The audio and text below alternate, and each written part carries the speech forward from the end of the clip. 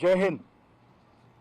आज जब मेरा chief of the army staff पद का उत्तरदायित्व पूर्ण हो रहा है तो मेरे मन में गहन आभार, कृतज्ञता, गर्व और संतोष की भावना है।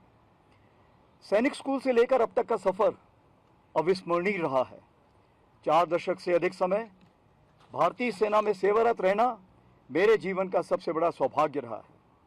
भारतीय सेना किसी एक व्यक्ति विशेष से नहीं, बल्कि अपने सैनिकों, कमांडरों, पूर्व सैनिकों, परिवारजनों और देशवासियों के अटूट विश्वास से शक्ति प्राप्त करती है। सर्वप्रथम मैं भारतीय सेना के हर सैनिक शामिल वीर गति प्राप्त बलिदानियों को नमन करता हूं।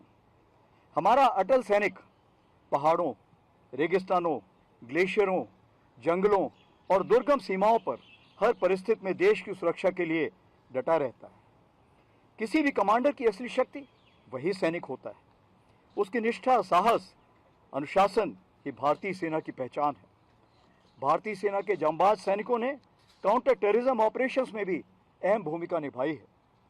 यूएन डिप्लॉयमेंट और प्राकृतिक आपदा सहायता में अपने उत्कृष्ट कार्यों से समूचे विश्व में भारतवर्ष का परचम लहराया है, चाहे वह कांगो के घने जंगल हो या वेनेजुएला की भूकंपग्रस्त भूमि। इन 2 वर्षों में भारतीय सेना ने प्रगतिशील तरीके से हर मोर्चे पर अपनी तैयारी, संतुलन और सजगता बनाए रखी। उत्तरी सीमाओं पर ऑपरेशन स्नो लेपर्ड के तहत हमारी तैनाती मजबूती और सतर्कता से रही है। पश्चिमी मोर्चे पर भी सेना ने अपने दायित्वों का निर्वहन पूरी गंभीरता और संयम के साथ किया है। ऑपरेशन सिंदूर इसका ज्वलंत उदाहरण है।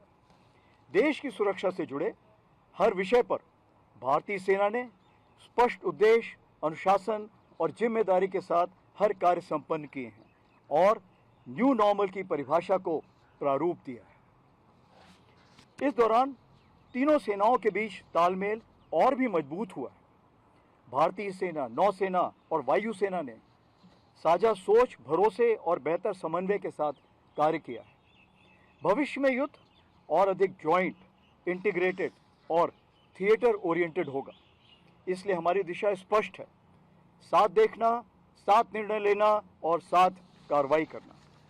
भारतीय सेना में परिवर्तन की प्रक्रिया निरंतर चलती आ रही है। इन 2 वर्षों में डिकेड ऑफ ट्रांसफॉर्मेशन के अंतर्गत फोर्स रिस्ट्रक्चरिंग, आधुनिकीकरण, technology absorption, jointness, system reform और ह्यूमन रिसोर्स मैनेजमेंट पर तीव्र गति से काम हुआ है। जय यानी जॉइंटनेस, आत्मनिर्भरता, इनोवेशन हमारे प्राइम मिनिस्टर जी का दिया हुआ नारा और मल्टी डोमेन ऑपरेशन की मुहिम के तहत Rudra brigade, Bhairav battalion, Ashni drone platoon, Shaktibaan regiment, Divyastra battery, electronic warfare brigade और आईबीजी यानी इंटीग्रेटेड बैटल ग्रुप जैसे कदम इसी सोच का हिस्सा हैं।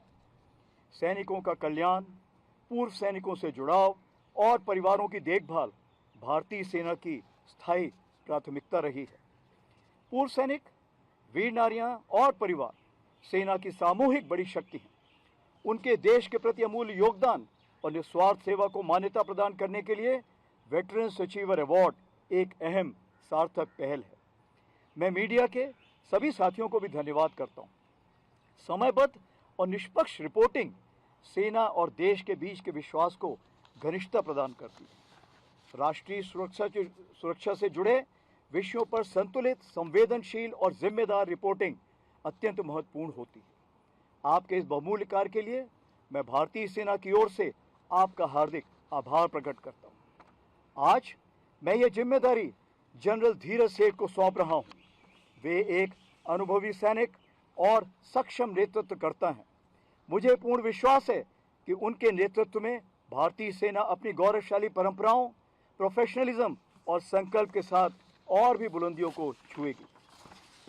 आज जब मैं यह दायित्व सौंप रहा हूं तो भारतीय सेना के भविष्य को लेकर मेरा पूर्ण विश्वास है कि हमारी सेना अपनी परंपराओं से जुड़ी रहेगी, वर्तमान चुनौतियों के प्रति सजग रहेगी और भविष्य में आने वाली हर परिस्थिति के लिए निरंतर तैयार रहेगी। इसी विषय को उजागर करने के लिए भारतीय सेना ने स्ट्रेटेजिक सिक्योरिटी गाइडलाइंस 2047 प्रकाशित की है। इस दस्तावेज के प्रेरणा स्रोत हैं विकसित भारत विजन 2047 और आर्म फोर्सेस विजन 2047। अंत में मैं हर सैनिक, हर पूर्व सैनिक, हर परिवार और भारत के प्रत्येक नागरिक के दृढ़ विश्वास और पूर्ण सहयोग के लिए जीवन पर्यंत कृतज्ञ रहूंगा और मैं आप सभी के सुख, समृद्धि और मंगल की कामना करता हूं और आगे भी करता रहूंगा। धन्यवाद। जय हिंद।